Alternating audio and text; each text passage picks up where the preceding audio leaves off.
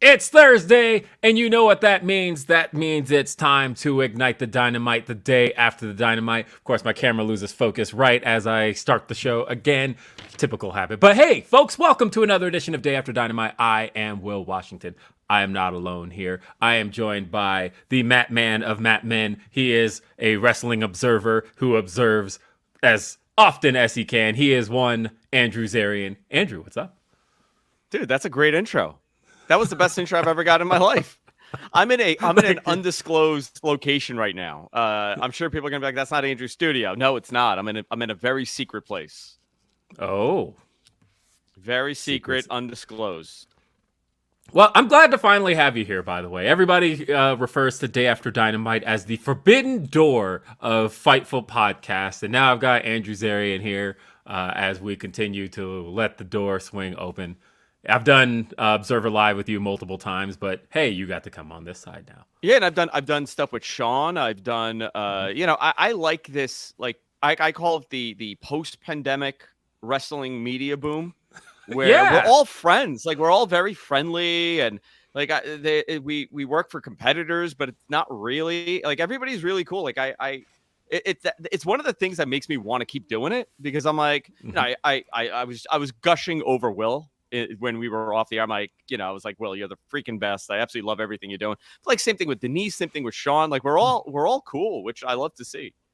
Yeah, and shout out Denise for getting the. She's going to be hosting the pre-show panel. That's my good old co-host over on After the Week. Of course, she's Fightful's own, but as far as I'm concerned, that's my buddy there, and I'm really happy to see her getting her due, and or as Shawn Michaels called her today on the media call, Denise Salcedo.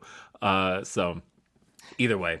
All great stuff. Hey, folks, I do want to let everybody know, though, that with this being Day After Dynamite, make sure that you're supporting what we do here. If you send us a super chat, we'll go ahead and get that read. YouTube.com/Fightful. It's where we read those super chats. I'll be reading those all throughout the show. We've also got your Humper Chats. That's at humperchats.com. And anytime you send those, you could send those all day long. We'll make sure we get to them. Of course, this wouldn't be Day After Dynamite without a cameo from one Jeremy Lambert. So, Jeremy, do your thing. Will Washington and John Alba. John Alba's back. Good to see you, John. I'm so glad I'm back on the show. Listen, Andrew, it's rough. how I'm in are New you? Jersey. I'm doing this from my studio. I put it together. That was the big secret here. I didn't want people to know I redid my whole studio here in Jersey. Andrew, it's good to, as usual, the forbidden door of media, Will Washington. We have exchanged messages before, but I think this is the first time we've ever talked virtually like this. So it is nice to talk to you. Man. No, I love this. This is awesome. I mean, that's what we were talking about. I think it's amazing how everybody's like very, very cool with each other. It's a nice group of people covering, something that I absolutely adore, which is pro wrestling. Yeah. Did Jeremy freeze? I feel like he froze. I don't think we have Jeremy anymore. That's it. That was it. That's all he wanted. Oh, my StreamYard has been sure. Yeah, he's gone. That's all right. All right, Jeremy. And so, we got the chat room talking a little trash, talking about how did the Nuggets do. Look, we know we're on a 3-game losing streak at the moment. It's okay. Bounce back. Listen, man, I'm a Knicks fan. I know. I've lived through the best times and I've lived through the worst times for the New York Knicks. Yeah, I just want to, like, I guess I'm not asking for too much. Maybe at least like a Western Conference championship. Like, that's it. That's all I'm really, like, truly seeking. Did Jeremy fix again? Did Jeremy fix? Are you back? Maybe. Hopefully. Yeah. Well, I'm going to come to Colorado. Will, I'm going to come to Colorado and I'm going to try out for the Colorado Avalanche because they're down about 15 players right now. And I feel like I can make the team at this point. I didn't see the game yesterday, but I saw they lost 4-0. Because they don't have McKinnon's out, Lehkonen, Rodriguez, Nichushkin, Landeskog, you name them, they're injured. We don't have any players. That's why I'm going to come. I'm going to try out. I'm white and I've played hockey before. I'll fit right in. That's all it takes is to be white and have played hockey. Okay. It's very easy to get in. That bar is set very low.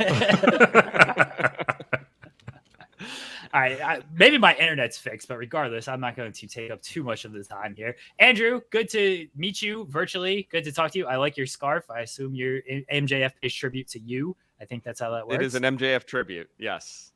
No, he pays tribute to you. You're not paying tribute. You did it first. You know what? I think I did do it first. I'm going to take that gimmick from him. I'll steal that gimmick from him for sure. Well, I wish you well. Every time I hear Mariah Carey on the radio, I think of you. I don't know if that's good or bad, but there's a lot of Mariah Carey on the radio Same right thing with now. me, Jeremy. Same thing. It came on the other day when we were driving. Like, I was Mariah Carey. I was like, oh, Will Washington. Which song was it?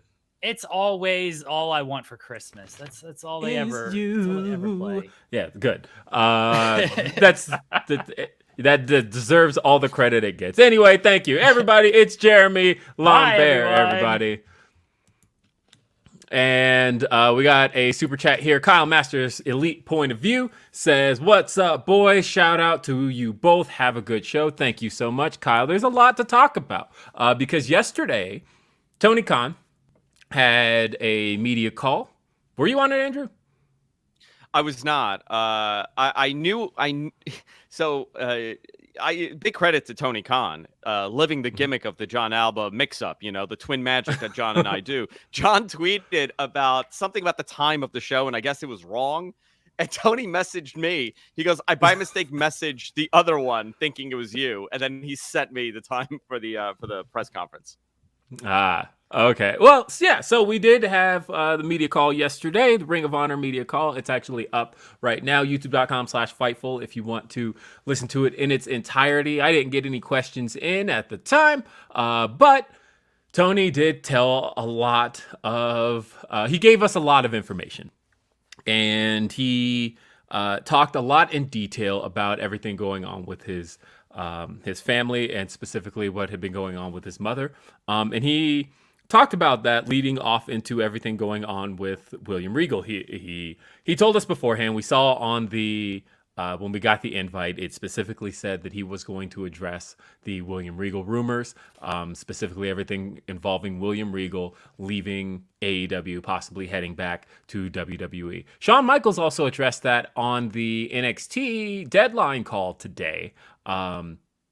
Mildly. The other Andrew Zarian did ask the question on the Shawn Michaels call. He specifically asked about the rumors and said that, Tony Khan straight up said he's heading back to WWE. So do you have anything to say about that, Shawn? Shawn really wasn't going to address that too much because at the end of the day, William Regal is still technically under AEW contract. And I believe it was said that he's there through the holidays as far as his actual contract. So WWE's not stupid. They're not going to actually say, yeah, he's coming back here.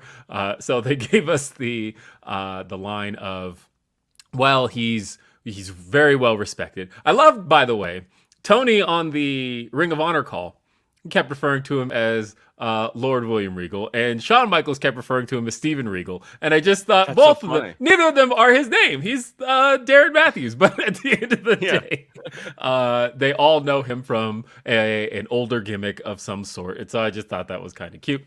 But it is confirmed at this stage that Regal will not be remaining with AEW, that he specifically did ask almost back in, it sounded like Tony was indicating that it was about September-ish, that Regal had indicated that he did not want his options renewed and that he wanted to go back to WWE and coach his son.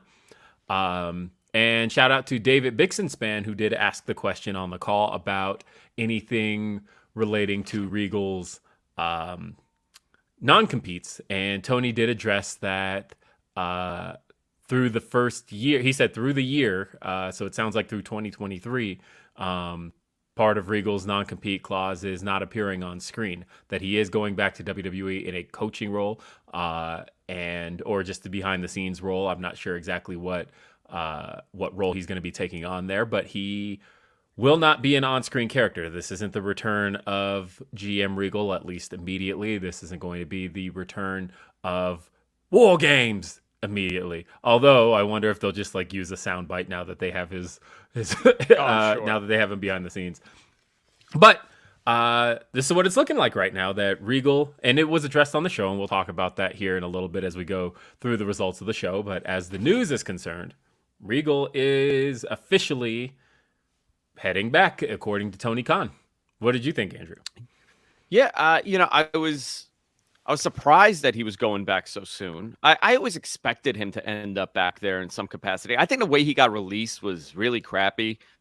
He was this, long time statesman of that company. He was very instrumental in developmental and training these people and preparing people in NXT. The hands-on role that Regal had was astronomical, and the respect that Regal has in that company is astronomical. So, it's not, he didn't leave by choice. He was, released during the pandemic with Hunter back in a position of power, and the rumblings that they're revamping NXT for 2023.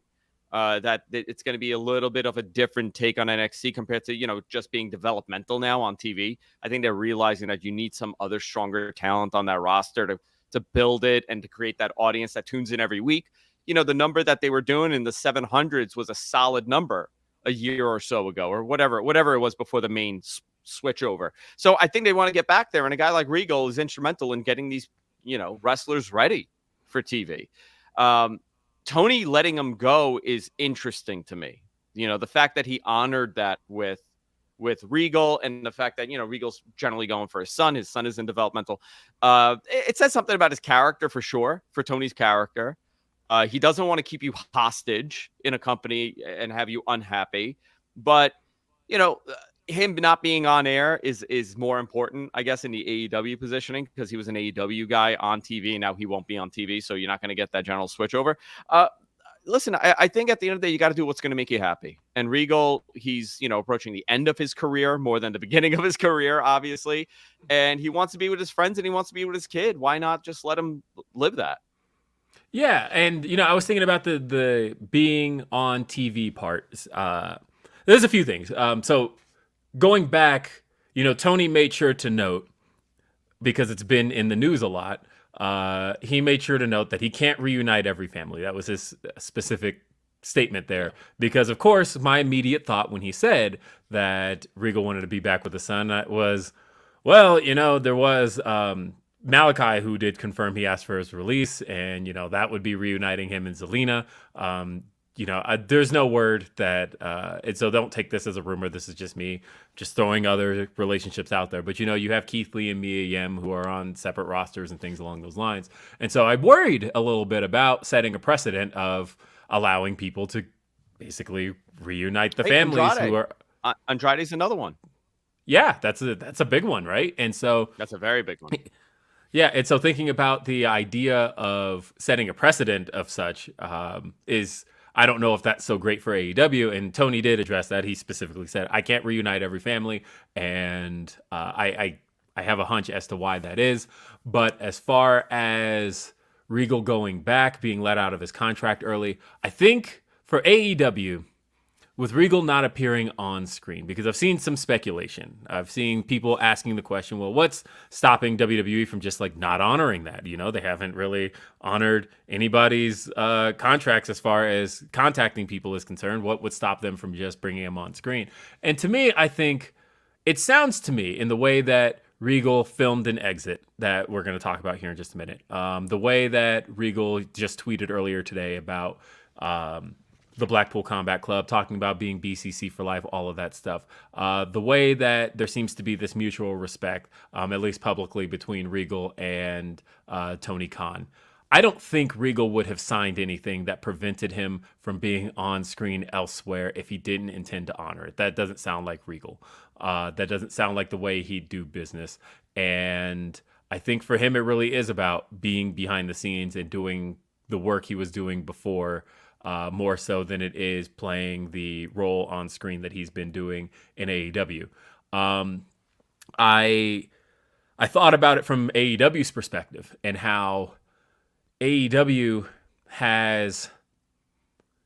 they can sell the long-term effects of this, of everything, with Regal not being on screen. If people can't see him, if he's not able to be seen doing work in WWE, you can still sell what MJF did to him. You can still sell Bryan being upset, distraught over MJF doing what he did to Regal. You can still sell a revenge story as long as Regal's not appearing elsewhere. Because if Regal pops up on Monday Night Raw every week, making matches, doing things, yeah, it would be incredibly difficult. It wouldn't make any sense for AEW television if you have Bryan feuding with MJF over a William Regal who's on screen elsewhere. But if you do have Regal essentially out of play on TV, it doesn't hurt AEW stories as much as it potentially could have. So I think ultimately that's probably the best thing they could have asked for in terms of preserving the show. I saw there's a Sportskeeda article that cited some awful people, by the way, but there was a Sportskeeda article that was titled Fans Upset Over the length of Regal's non-compete because WWE has typically done 90 days. Guys, in case you're one of those people, bear in mind that 90 days is typically on WWE's end of things, as in we released you, here's a 90-day non-compete. But usually, if somebody asks out of their contract, it's within WWE scope to hold people to non-competes that are even longer if if the wrestler themselves have exited the terms of their contract. A good example of that is Brock Lesnar. When Brock Lesnar left in 2004, Brock was held to an extensive non-compete to the point of where when Brock went to New Japan, WWE actually balked over that. They were like, technically, this is breaking the non-compete, and there were some legal arguments over whether or not New Japan counted because it wasn't operating in America, and was that in the terms of Brock's contract. There's a whole legal mumbo-jumbo over that. But the fact was, Brock had an extensive non-compete clause that said that, yeah, you can go, but going means playing in the NFL. Going means going to UFC. Going does not mean going to another wrestling company for the extent of this non-compete clause. And that brings me to the next topic, which is another person who potentially has a longer non-compete, Sasha Banks. And there's all of a sudden rumors floating around. And I love going to you for stuff like this. I didn't even realize when I booked you for this show 3 weeks ago that this was what we're going to be talking about. But there's all of a sudden rumors floating around that Sasha Banks is going to be doing something big come January, whether that's returning via the Royal Rumble, whether that's, as PW Insider reported today, shout out Mike Johnson for the report, that she will be at Wrestle Kingdom, or, as going around rumored right now, AEW last night announced a tag match that will see Jamie Hayter and the AEW Women's World Champion Jamie Hayter teaming with her partner Britt Baker to the Killer and the Pillar. That's right. That's their tag name. Teaming up to take on Saraya and a mystery partner. But that match is scheduled to take place January 11th. That's a long way off. And it's in the biggest venue, or one of the biggest venues AEW runs, the Kia Forum in Inglewood, California, where the Lakers used to play. There's a lot of questions now. Why would Tony Khan book a match that far out without attempting to build some hype around this and wanting the speculation to run wild? One person described it to me as feeling very reminiscent of what happened with CM Punk. And so now there's a lot of questions. And I don't know. What have you heard, Andrew? It's the Sasha thing is fascinating to me because it looked like everything was pointing that she was going back to WWE. Mm-hmm. When Hunter came in, a lot of the conversation shifted as to when are they showing up, not if they're going to show up. When is Naomi and Sasha showing up? Now, listen, when she was training with Hoovy, and I saw those clips, she posted something when she was training with Hoovy, and I was like, this is interesting. I wonder why. But it makes a lot of sense. Listen, she's a huge wrestling fan. People don't realize that. I don't think people know how much she loves professional wrestling. She didn't show up at a WWE tryout on an NIL deal. She didn't show up on a casting deal. She was wrestling in the indies. She trained. She worked hard at it, and she rose to the moment. I mean, as high as you could go in that company. I would love to see more of Sasha outside of WWE to see what else she could do. And it's quite possible she feels the same. You know, I talked to, same with you. I'm sure we have a lot of mutual friends at both companies. The thing I always hear from the WWE side, from the wrestling fan wrestlers, is we're very limited at times on things we can do and can't do, and look this way, look that way. A lot of those restrictions do not exist in AEW. Definitely doesn't exist in New Japan, and you have an opportunity. I don't know if this is a possibility.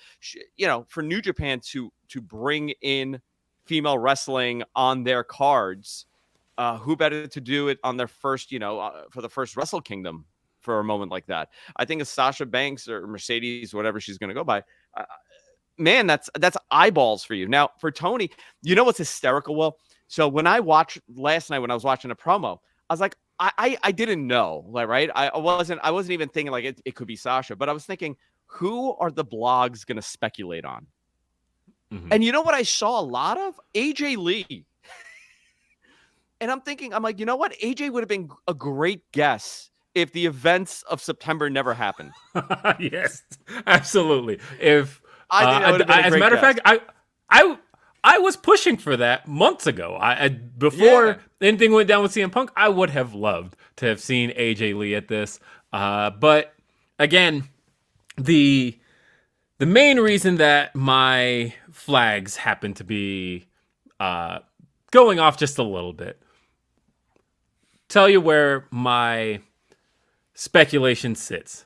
People have been asking me pretty much for the last couple of hours, what's your percentage now? Because I have a little bit running on the podcasts where people ask me, what is my percentage of Sasha Banks appearing in AEW versus WWE? Oh, month ago. Okay, so give me what was it a month ago? Yeah. That's what I was going to ask. Month ago, I said 90% WWE, 2% AEW, and then I guess the remaining 8% elsewhere. That percentage dropped hugely for WWE in the last month or so, I would say around the time she filed those trademarks. And my percentage for WWE went down to probably about 70. My AEW percentage only rose to about 6.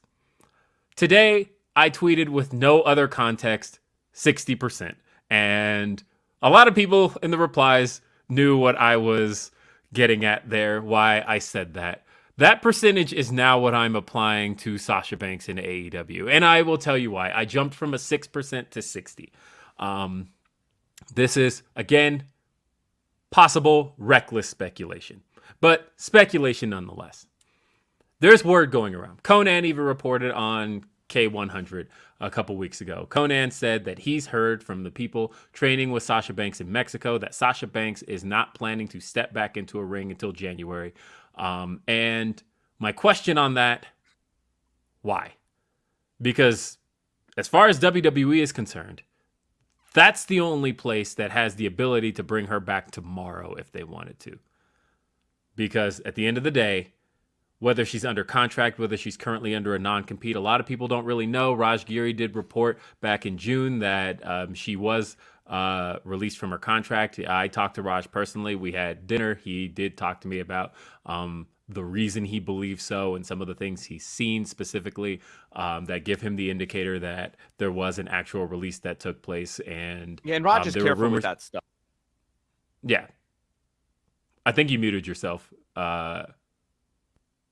when you said, sorry about that. Did something. Raj, there you go. Raj doesn't generally, right? I've followed Raj's career for the last almost 20 years. I'm going to call him old now. Raj is getting older, right? He's older than us.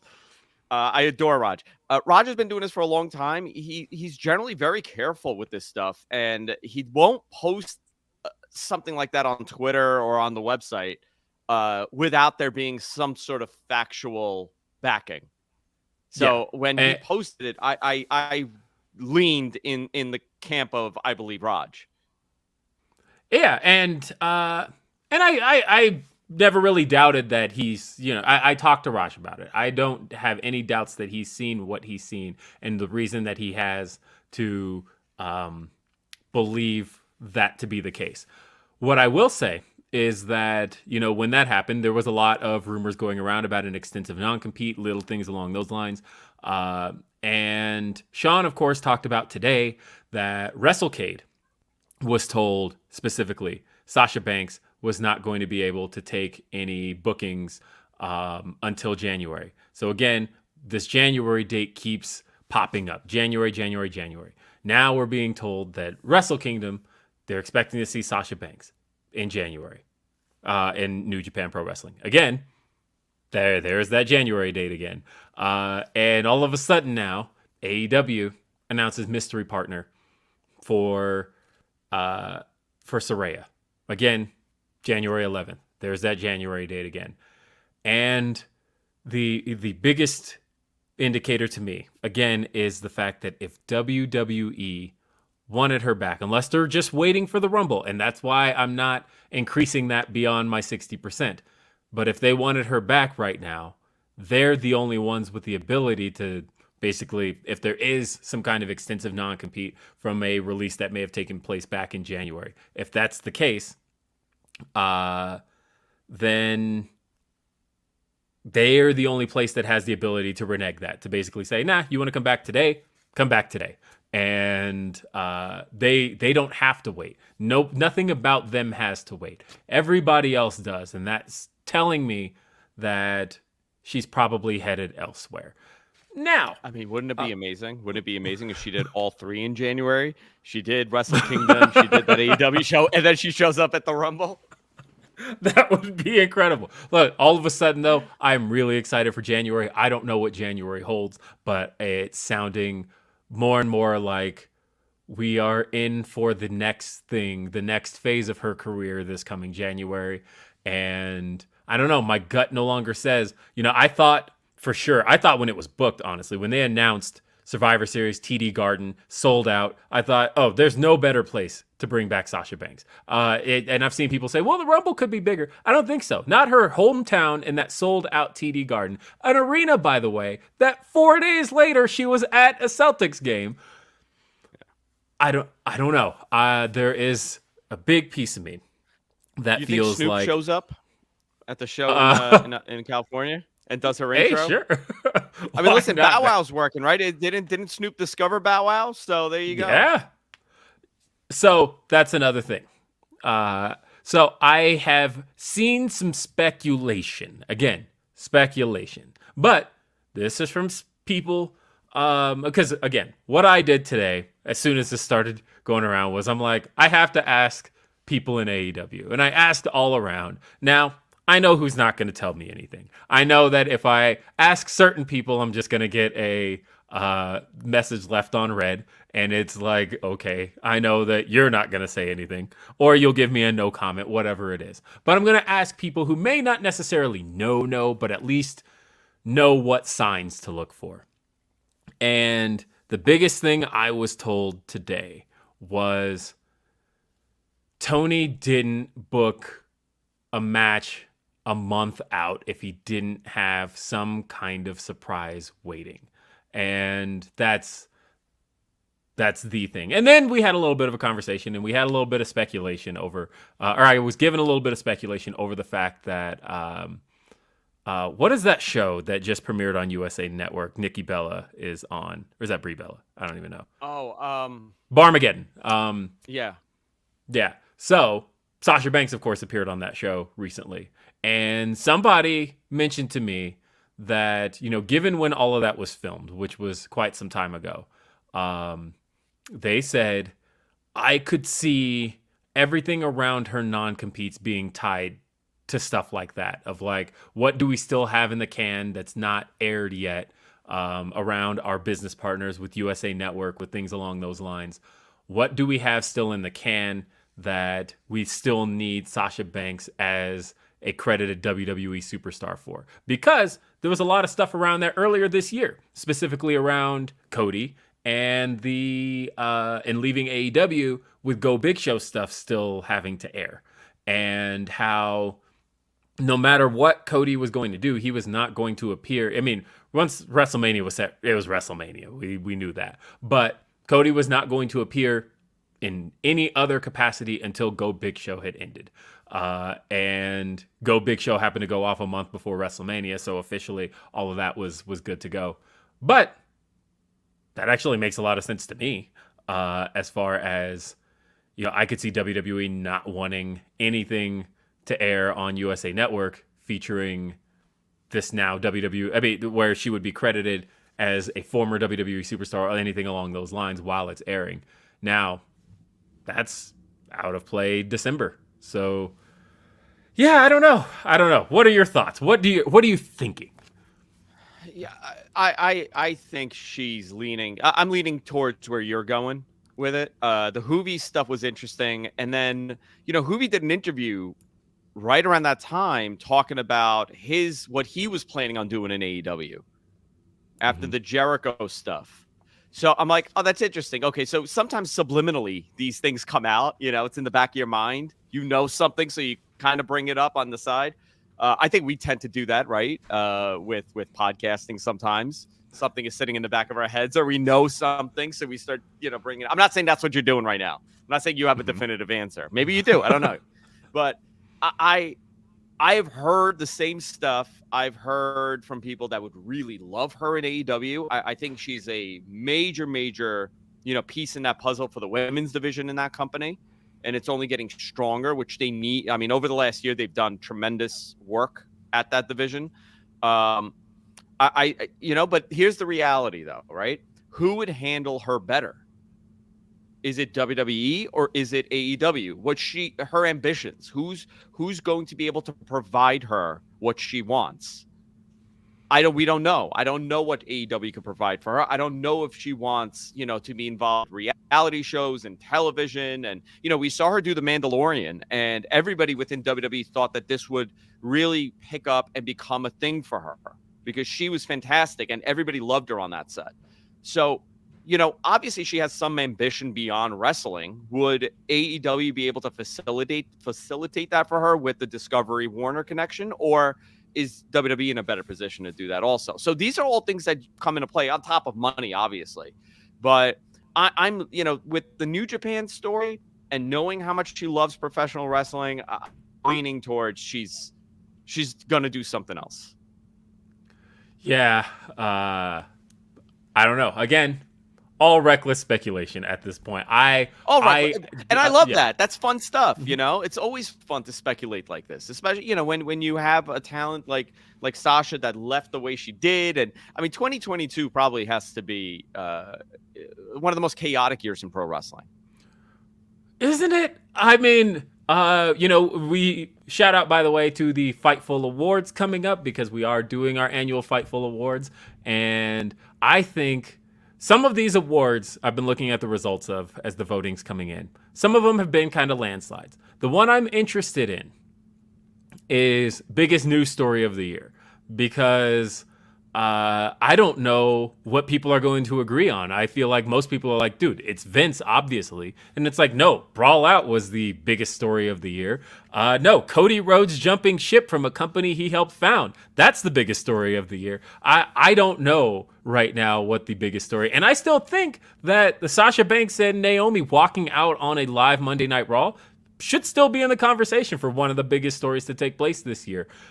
I don't actually know what it is, but I'm curious what you guys vote. Have to be Vince. I would say it would have to be Vince because of the status he has had in the business for the last, our entire lives. Essentially, we don't know wrestling outside of a Vince McMahon world. We don't know that.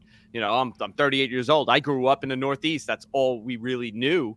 But I think the CM Punk, the Brawl Out, which is hysterical, great name for it. I would say that moment is a pivotal moment for AEW's future, whether or not that it was the one piece that started the decline, or they were able to rebound from this and turn it into something fantastic in 2023. I think AEW had a crappy year this year for sure, between Cody and Punk leaving, and everything else that happened over there. There were a ton of news and speculation. I mean, tons of stuff. The story of 2022 will be how do they recover from this and how do they, flip course? I think Tony's a smart guy and he knows exactly what he's doing, and I think he'll have a fine year. But for WWE, the entire course that company's future changed. At least the 5 to 10 year future of that company changed, and we don't know what to expect. We've already seen we would not have gotten a War Games if Vince was still around. I don't know who else would have maybe jumped ship or come back or left if Vince was still around. So I'm leaning towards the Vince McMahon story because it's such a butterfly effect of scenarios that are going to come out of this. For sure. And by the way, get your votes in, FightfulSelect.com. We're releasing more categories every single day. We're doing about 2 a day.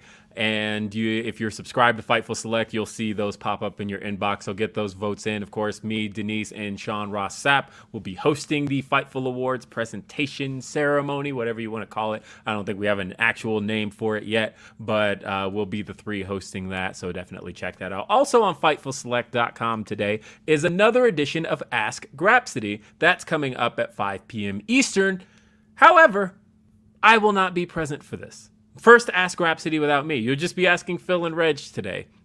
And the reason for that is because, look, guys, my daughter's first ever middle school dance is coming up here in just 2 hours. I'm more nervous for this than I think she is. But I have agreed to chaperone this thing.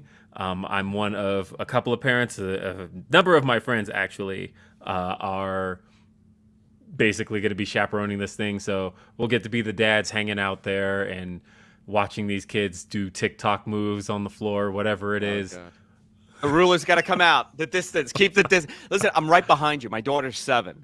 So I'm right behind you. And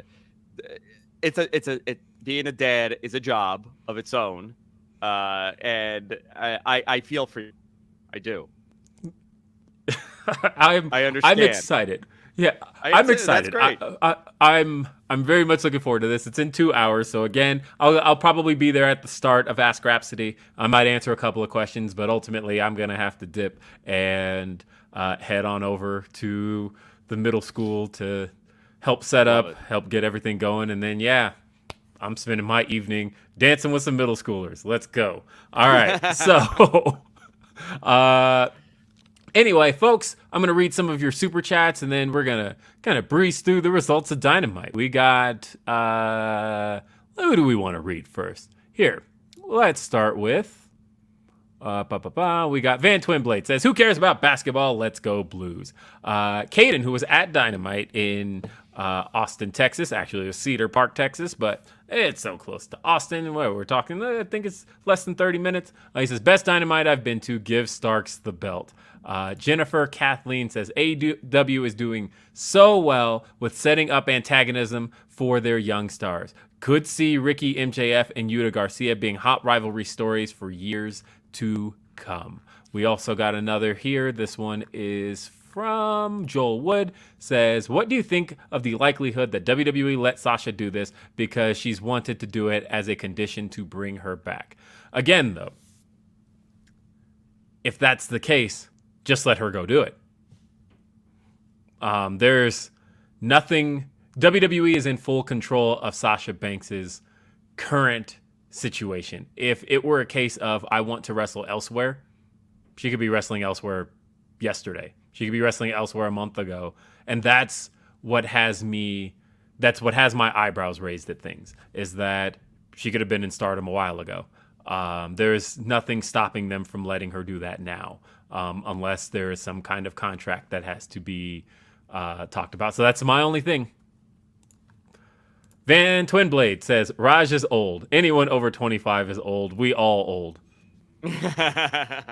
Tell him Look, tweet him. Irene C says, any thoughts on Punk's Instagram posts? Some posts are WWE photos, but one refers to Satan, which MJF took from their feud and basically made his persona.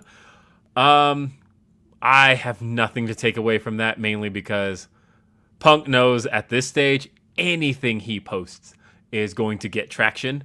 And so I can't take anything away from that right now. Right now, his social media is a magnet. It is, if he posts literally anything, it's going to get eyes on it. Ah, man, what a story that would be if he went back next year. My God. Again, 2023 is going to be quite a year, and I'm looking forward to it. Anime Otaku, Mercedes versus Kairi at Wrestle Kingdom Night 2. I could see that. I'd take that for sure. Fantastic. Joel also says, what percentage do you give Naomi returning to WWE? I still say I'm at like a 70% on her returning. But again, anything could happen, right? She posted the pictures with Jade Cargill this week. But they both know that solely those pictures existing get buzz. So I'm not necessarily reading anything out of those pictures as much as that's just wrestling people having fun with the internet. But at the same time, Naomi's admitted she watches AEW. She said that a couple years ago that when Cameron, Ariane Andrew, appeared in AEW, she talked about the fact that she didn't know that was coming until she showed up on screen. But she just happened to be watching at that time, which I thought was an interesting statement to make of you're kind of outwardly admitting that this is a show you keep on and watch, which I thought that was also an interesting thing to be admitting while the Wednesday Night War was going. So again, just an interesting statement that had come out of Naomi. So it's very clear that she keeps track of AEW and AEW's happenings. So I wouldn't put that out of the realm of possibility either, but that's not one I'm solely leaning on, but hey, it could happen. Another thing that came out of the news out of Dynamite yesterday was 3 event announcements. They announced that there's going to be an event in Laredo, Texas, the same arena, I believe, that John Cena returned at earlier this year for his 20th anniversary show. They also announced an event for Sacramento, California, coming up after Revolution, and it's the arena where the Kings play. And they announced an event for Winnipeg, Manitoba, Canada, which, of course, the hometown of Chris Jericho and Kenny Omega. The, of course, news here is, as I talked about last week, this is 3 more venues, 3 more markets AEW's never run.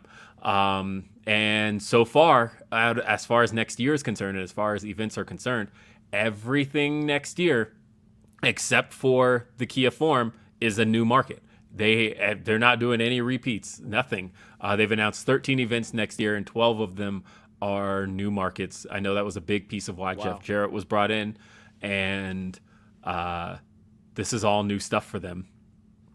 I think that's the best way to do it. You know, we've seen, if you follow WrestleTix, for example, we've seen the numbers for those shows go down, and not because the shows are bad. It's how many times are you going to return to the same market over and over again? You know, New York Grand Slam, it's a specialty event, right? But they ran UBS twice, UBS Arena here in New York, and you saw the numbers were going down a little bit. So I think it's great to get out of. You muted your mic again. This is the problem with this Shure microphone. I got to switch. I got to rotate it. Sorry. It's all good. I see your hand hit it. I see your, when you get in that hand motion, it's like, there it goes. I get yelled at by Lance Storm weekly for touching my mic too much. He's like, why do you touch the mic arm so much? So now this is the exact reason why I should stop. And I put out a stat yesterday because I've been doing some stat tracking on events. I'm actually working on some stats for WWE events as well, because I know WWE ran 189 different markets in 2022. They did a lot, and hundreds of shows within those 189 markets. AEW ran 51 different arenas this year. So the reason that's interesting to me is because even in doing just 12 new events coming up next year, 12 new venues, 12 new markets, the fact is, even with some repeats, I think they repeated, let's see, the stat here as I pull it up. It was, they ran 51, they taped at 51 venues this year, and that is not including Ring of Honor. Solely AEW events taped at 51 venues in 2022.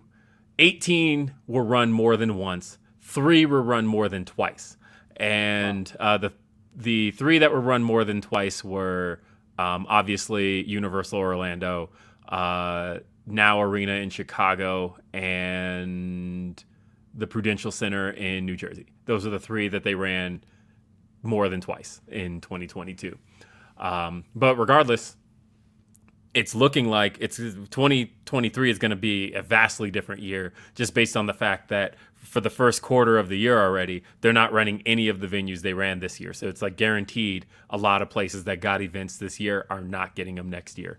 So that's going to be really interesting. We talked about how different 2023 is going to look. It's going to look different from just a fan perspective because they're getting in front of some new audiences, some new markets, and running the West Coast a lot more than they were before. It's going to be a very different year. I'm hearing some rumors that even pay-per-views aren't going to be in the same place. But one place that they did run that was run, if I'm not mistaken, for the 4th time was Austin, Texas last night. They ran Cedar Park, Texas, the HEB Center in Cedar Park, and this was a venue that they've been to before. This was actually where Nyla Rose won the AEW Women's World Championship at their first stop there. I understand why they keep coming back here.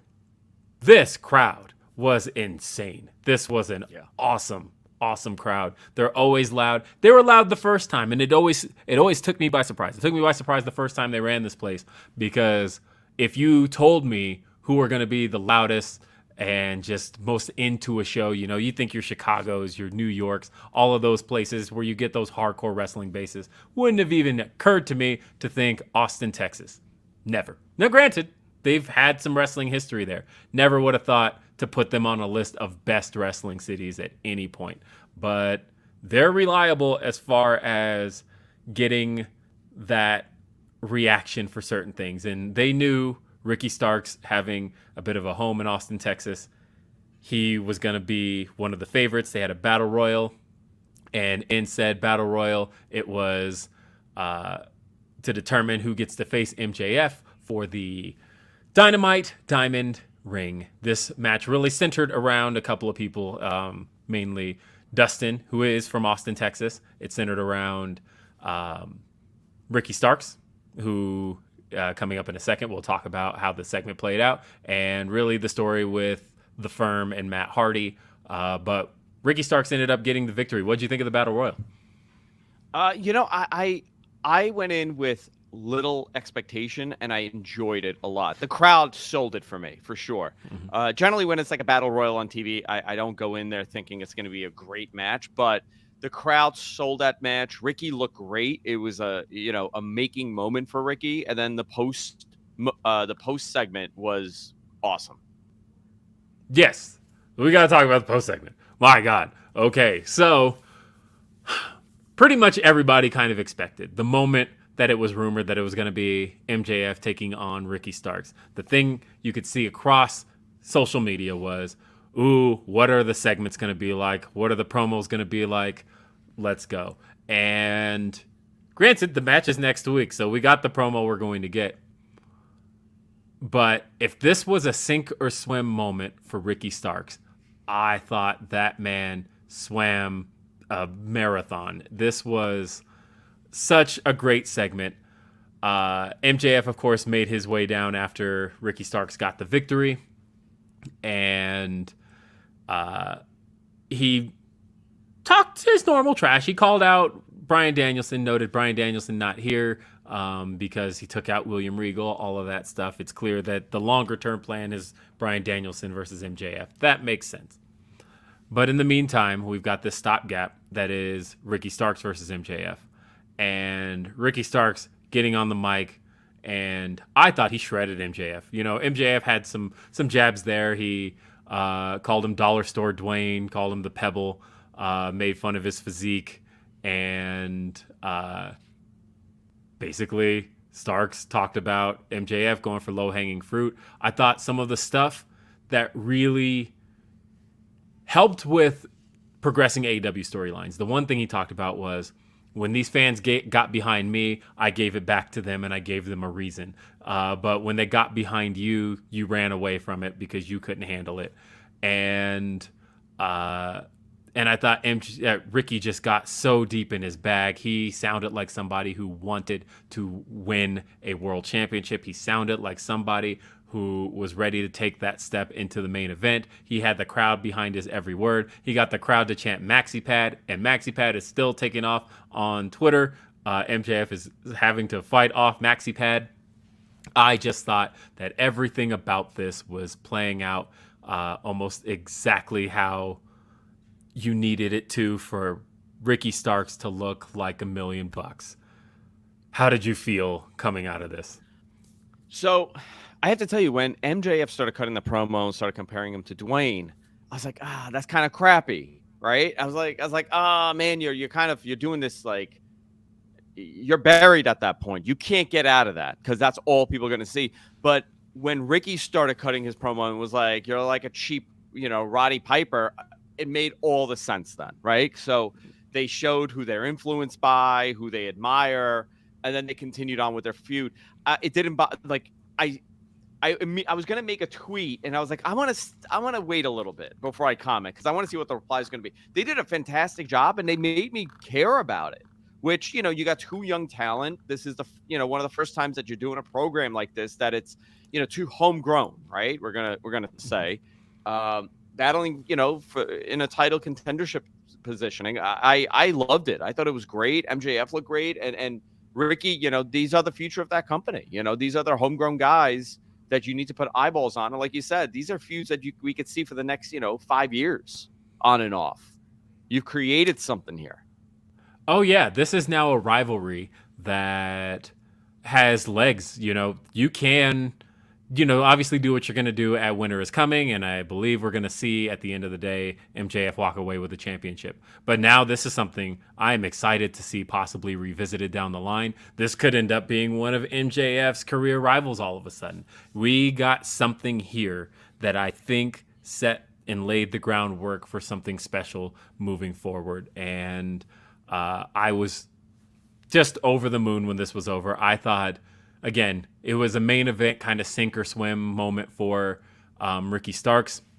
A lot of people compare Ricky Starks to The Rock, right? And so I can live with that, but only in the sense that who MJF compares to in this case, that I'm not going to give kind of the obvious ones because people say Miz. People give their comparisons, Roddy Piper, all of that. But more so, if done correctly, I think MJF compares here to Hunter. And part of the reason I say that was because, of course, for the younger listeners in the audience, the younger viewers in the audience, by 98, Rock and Hunter were seen as career rivals. They were seen as guys who were kind of at each other's throats. And kind of a miracle set of scenarios happened in 99 where Undertaker went out, and that left a void for a top heel because Taker had really been feeling that top heel role in WWE that whole year. And all of a sudden, no Taker. That allowed Hunter to move up.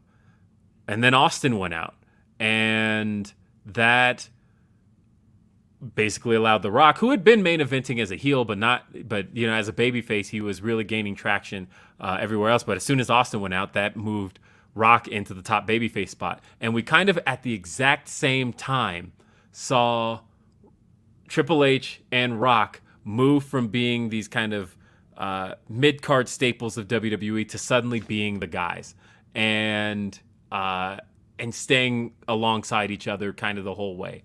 And I think you could really make MJF and Ricky Starks be kind of AEW's homegrown career rivals in that sense if you really wanted to keep this kind of thing going. And honestly, that's how I see something like this playing out of like, I want that to be the case, and I want it to keep going. I think you could do more with this as time goes on.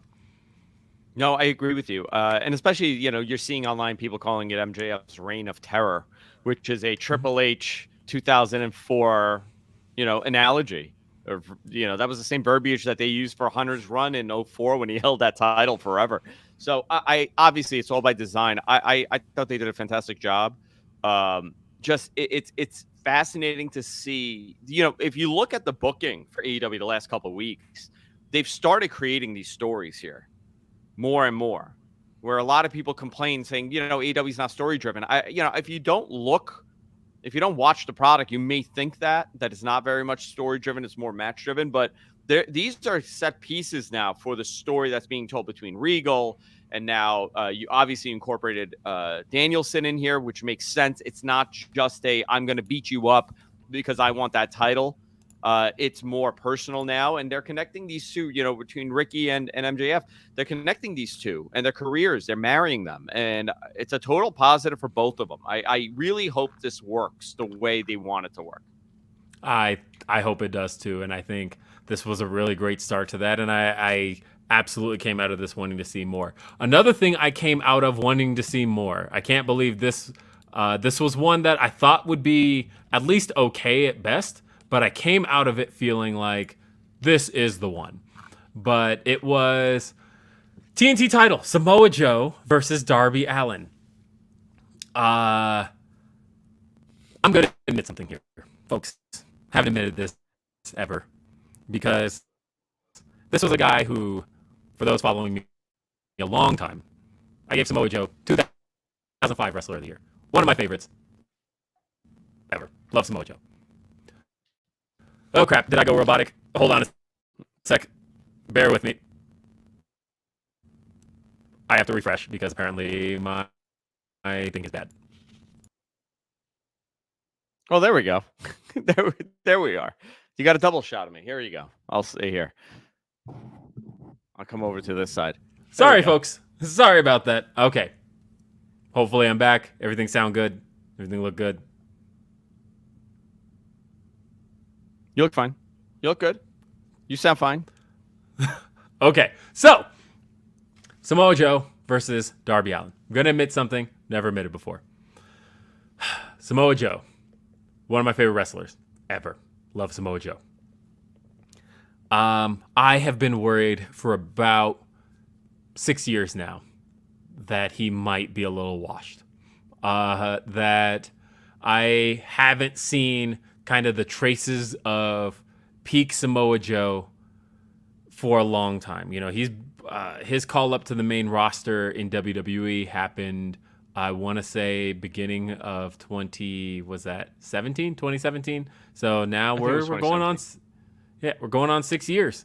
And I knew what Joe has been capable of, but I have been wanting to see that Joe for a long time. And every time we got little glimpses of it, but we never quite saw it. I thought this match last night, Darby Allin versus Samoa Joe, was the closest I've gotten in a long time to peak Samoa Joe. I thought Darby bumped his ass off. Darby bumped like a maniac for this man, and Samoa Joe just kept taking it to him. This match was almost hard to watch in a sense, but because of the fact that Darby was just taking every single thing Samoa Joe could throw at him. By the end of it, this only went 10 minutes. I thought Darby looked resilient. He looked like the Darby that we saw when in that first year of AEW, the guy that was TNT champion that the fans wanted to see become TNT champion. And honestly, I thought Joe looked Brock Lesnar level menacing in this match. I thought that the way he was tossing Darby around, throwing him on the concrete, throwing him against the ring apron, the way Darby flew off the ring apron, the way Darby flew or landed on that dive, everything about this I thought made Darby and Joe very special. But how did you feel about this match? Oh, dude, Darby is unbelievable with those spots. The first time I saw Darby wrestle was against Ethan Page in Evolve, and Page picked him up and like gorilla pressed him off a stage into the pillar of the ring. And this guy like spun and broke in half. So I was like, I have no idea how he does this. I don't know how he's walking after this. And this entire match for 10 minutes was that. He ate everything Joe threw at him, but they also showed the resiliency of Darby Allin. But they've also told a story that, yeah, Darby's great, but you put a big guy against him, it's going to be difficult for him. So they've done a good job at that with Darby, where it doesn't hurt him when he loses like this. But it also did a great job at rehabbing Samoa Joe a little bit before pay-per-view. What a menace he is, what a monster of a guy he is. It sold me for the pay-per-view, which was nice. You know what it did for me? Maybe this was an unintentional effect. I came out of this, especially when Darby got up and he was telling Joe to come at him, that he was ready for some more. When he got up and he was ready for more, I thought, yes, I want more. To the point of where when Wardlow came out, I kind of felt like, kind of over that. I want Darby and Joe again. I want to see these guys keep going at it. And that's the program now. I like Wardlow. I want to see more of Wardlow, but I loved how much this heated up Darby Allin and made me want to see Darby Allin versus Samoa Joe again, because it felt like, look, Darby almost had it won. He went for that coffin drop and just happened to get caught in the Coquina clutch. That is amazing stuff there. I was all in on that. And I liked how Darby looked coming out of it. So call me crazy. That's actually the feud I want to see. No, I'm into it too. Big time. A couple more matches on the show. We had Daniel Garcia and Jake Hager versus Claudio Castagnoli and Wheeler Yuta. It was good enough. I had no problems with this. This was really just to help sell the two matches we have coming up this Saturday. We have Daniel Garcia taking on Wheeler Yuta for the Ring of Honor Pure title. We have Claudio Castagnoli taking on Chris Jericho. Chris Jericho wasn't there, so therefore you needed Claudio to kind of work with somebody as a bit of a proxy this match, and Jake Hager was that proxy. And yeah, I feel like Claudio came out of this looking good, looking strong. It was fine. Yeah, it was intended to do what it was doing, and to set up Moxley in the end, Oh yeah, and because really what followed was what mattered. We got a promo from William Regal that was recorded 2 months ago. It was almost like a last will and testament. Look at that, William Regal. And in this, Regal explained that he suspected something was going to happen to him and to play this in the event that something happens to him. He recorded it with Tony Schiavone, and in this, he explained why he betrayed Moxley. And his explanation, that bit convoluted, right? That he was basically feeling like the Blackpool Combat Club he felt like the three main members of the Blackpool Combat Club, which is Bryan Danielson, Claudio Castagnoli, Jon Moxley, they're ready. They're ready to move on and be the ones to move young Wheeler Yuta up to the next stage of his career, and that they didn't need him anymore, but they didn't realize they didn't need him, so he needed to show them that they didn't, and that he really helped MJF because he was putting a target on MJF's back. So a little bit of a whole convoluted explanation for him to basically tell the Blackpool Combat Club that he doesn't expect to be seen with them again. It was a little bit of a goodbye, but that he's BCC forever. How did you feel about this explanation? Yeah, it was a convoluted explanation, but man, it set up that 2024 feud between MJF and Regal in WWE, huh? That's the best. That's what it really did. It set that up. I guess they had to come up with an excuse and why he turned on Moxley. They had to come up with something. It was okay. It was convoluted. They wanted to do some sort of farewell, and they got it. They did it. Yeah, and so we got an official end. I feel like Moxley came out of that going, whatever, I don't give a shit about that. Yeah. I'm just here to fight. It felt like Moxley had this mode about him in promo mode, the two promos he cut on the show. Two of them, in both of them, he seemed to kind of illustrate, look, I'm just ready for Blackpool Combat Club to move on to something else. Talked about being done with the Jericho Appreciation Society. He said that after this Sunday, no matter what, we are done with the Jericho Appreciation Society. And I can just tell that they're all done with this feud, which is good. Yeah. Move on. We're done. But one of the interesting things was that Moxley talked about an open challenge, that he has somebody he wishes to face. That he's basically opening the door to anybody who wants to face him. And it was later revealed in the show that it's going to be Konosuke Takeshita. and it's going to be happening on Rampage. And it's a match everybody's raving about. That Caden was there. He messaged me to tell me it was very good. And I thought about that for a sec. The last time we heard those words, which was Moxley facing somebody, and it ended up being a really great match, and it led to it had people talking going into Rampage, was when Jon Moxley faced Wheeler Yuta. Jon Moxley won that match, but it ended up having Wheeler Yuta join the Blackpool Combat Club. And I can't help but wonder if that's where they're heading with Konosuke Takeshita. I mean, that's a good rub to get on TV. I'd like to see him on weekly TV wrestling on Dynamite regularly. You don't have to put him in high-profile matches. Just he's so impressive to see.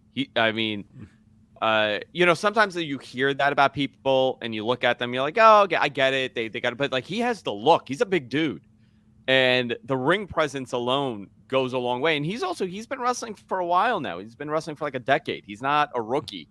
I'm hoping to see way more of him on TV because I get a kick out of seeing him because he's, really good, and we just don't get enough of him on TV. The roster's so big, we don't get enough of a lot of people on TV. So I'm hoping that would be interesting. I didn't even think of that, Will, but that makes so much sense to me now, and I'll be so freaking disappointed if it doesn't happen.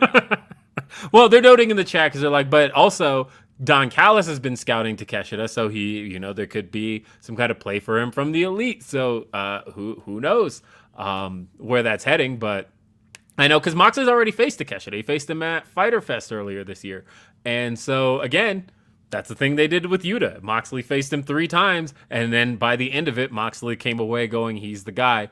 He's in the Blackpool Combat Club. So there is a little bit of a story you could be telling here. I don't know, but I'm interested in it. We saw a 6-woman tag match. That was Red Velvet teaming with Kiera Hogan and Madison Rayne. Other way around. Sorry, Red Velvet returned to the ring. Red Velvet is with the baddies. Red Velvet teamed with Jade Cargill and Layla Gray. There we go. Doing this all from memory, folks. Layla Gray took on the team of Kiera Hogan and Madison Rayne and Sky Blue. That's who it was. Thank you. So there's a little bit of storytelling here that I couldn't help but notice. So the main thing here was Red Velvet's return to the ring. She came in just completely fired up here. She was, I thought, from the time she tagged in, it felt like Red Velvet was out there with something to prove. I even told her that yesterday. I thought she looked amazing out there. I thought Red Velvet did. And again, she just had this fire in her. Also, Kiera Hogan on the opposing side now of the baddies. And she got to get in there with Jade a little bit, but ultimately this was a fairly short affair that saw Madison Rayne take Jaded, Uno Dos Tres, and the Jade Cargill and the baddies get another victory. But after the match was over, they kept cutting to Red Velvet's face, and Red Velvet was looking over at the TBS Championship. And it sounds kind of like I was speculating last week when they kicked Kiera Hogan out of the baddies. I said, I think this is building to one by one the dissolution of the baddies and how Jade's getting a little bit in over her head. She's getting a little too big for her britches, and she's treating them like shit. And next thing we know now, Red Velvet, who got trash talk to her last week, she's now eyeing that championship. Something tells me that she's got an eye for it and that we're headed there. Do I think she'll beat her for the belt? Probably not. But I do think, again, there's a story we can talk about there. No, definitely. I think getting people on TV more is a good thing for them. You get them ready to be in front of a live audience and seeing the reaction and the timing and everything. And you need to feed people to Jade, right? That's the whole story. You need to create people to feed to her because she's dominant, and impressive in that ring. Well, I I've mentioned this story before, but it was one of my most annoying scoops I had earlier this year was, of course, the Red Velvet injury, and that I was there when it happened. And I saw this all take place, and it was really unfortunate. I love Red Velvet. She's somebody I consider a friend. I did her music for the AEW album earlier this year. And when I had her on Grapsody earlier this year, when she sat down with me, Reg, and Phil, it was one of those things where we had to not talk about the injury. And so I was thinking, well, maybe the injury's not so bad. And then like 3 days later, AEW announces the injury, and I'll go, are you kidding me? We had that. Yeah. Okay, fine. So I was a little annoyed by that. But finally, in the main event, we had the AEW World Tag Team titles on the line. It was the Acclaimed versus FTR, a match that was highly anticipated. Two babyface teams. There was a big question of could either team withstand this, and I think the answer was yes, they could. What did you think? I thought it was fantastic. Great match, great storytelling. This further solidified the Acclaimed in a bigger position in the company. I think a lot of people were speculating that FTR would win this, and they didn't. This is good. This is a good little blend, and it was a great TV match. I thought it was fantastic, and it didn't hurt anybody. Everybody looked great in that match. Didn't hurt FTR at all by losing. You set up the Briscoes match. You also put the Ass Boys in the mix. So you have moving parts here. You have a bunch of teams that are going. And we also don't know what the Bucks are going to do eventually when they leave this best out of 7 series and if they go back into the tag title picture. So you have a lot of things set up. It's not a bad idea to possibly set it up where the Acclaimed lose to the Bucks and the Bucks drop it to the Elite, to FTR, and now FTR has all the gold eventually. You could do something like that, and then you also now have that match with the Acclaimed to get their title back. I tweeted earlier that I feel like the Acclaimed are one of the biggest success stories to come out of AEW. That AEW they've had the ability to get someone from the bottom to the top. We've seen that, but one of the things that we look for after that is how do you maintain it, and the way you do maintain that when you have somebody get over is through consistent performances. And I think the Acclaimed have stepped up and had those performances that we've walked away from their matches now going, actually, these guys go in the ring too. And I think this was a match they needed. I think that there's been an issue with having them be tag team champions, but also having even the slightest bit of doubt cast over that, being able to say, well, yeah, they're the champs, but, the number one team is FTR. And to give them a decisive victory, to have them win here, to win clean, I thought was the best move possible. I thought they all looked like $1 million. After the match was over, they made an announcement that FTR, I wasn't sure. My speculation was the Kingdom, who did wrestle last night on Elevation. There was speculation over what FTR is going to do at the pay-per-view. Turns out we're just running for a third time the Briscoes, and they announced the dog collar match. Okay, I would have liked a different way to announce that or get to that or explain that or anything else. I kind of hate that on the third Ring of Honor pay-per-view of this year, there's not kind of another anything for these guys. It's just the third of this match. And the problem is the last one was 2 out of 3 falls. So the last one already kind of had a little bit of a definitive who's the better team here. Oh, the one who won 2 falls. And now it's like, we're going to do a third match. I didn't necessarily like that. I thought that there's probably other things for FTR to do, but there we have it. That was Dynamite. Sorry, folks. Usually at this point, I would reveal ratings. There's no ratings right now. All sources, as far as ratings are concerned, have not published them yet. So therefore, we have to end Day After Dynamite without discussing how this show did. I did think this was an excellent episode of Dynamite. I'm going to say that just flat out. By the end of it, I thought, God, I had so much fun with that, kind of top to bottom, almost just those first 45 minutes alone. I had a blast with, but by the time it was over, I really felt like I had watched a really pleasing episode of Dynamite. And the thing that I had been kind of holding against Dynamite recently was, it's not that I haven't liked the show, because of course I've liked the show. You guys like this or watch the show every week. But the thing that Dynamite was missing was giving me reason to want to see the next episode of Dynamite. And the fact that I came out of this one looking forward to Starks versus MJF more than anything else, that was enough for me. And yeah, they're asking for my opinion on the Jamie Hayter sit down.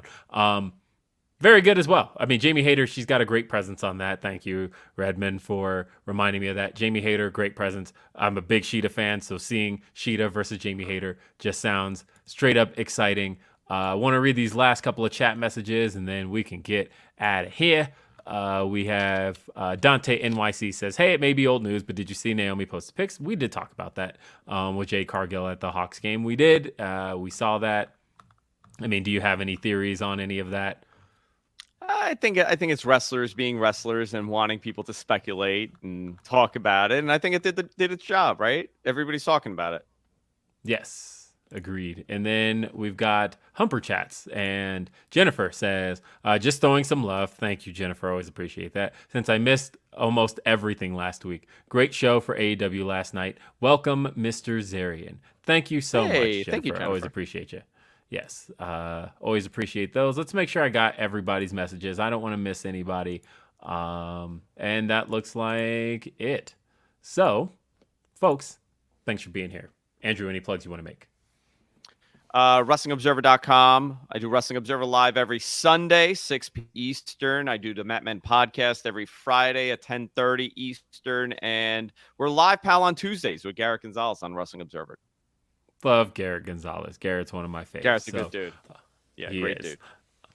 And don't forget, at the top of the next hour, if you're a Fightful Select subscriber, FightfulSelect.com, you'll catch a new edition of Ask Grapsody with Reg and Phil, and I guess I'll maybe stop in for a minute. But other than that, folks, come back next week at our regular time. We'll be here. That's 3 p.m. Eastern. That's noon Pacific. YouTube.com/Fightful. Thank you for being here. For my guest, Andrew Zarian, I'm Will Washington. We'll see you next time. Have a great day. Peace.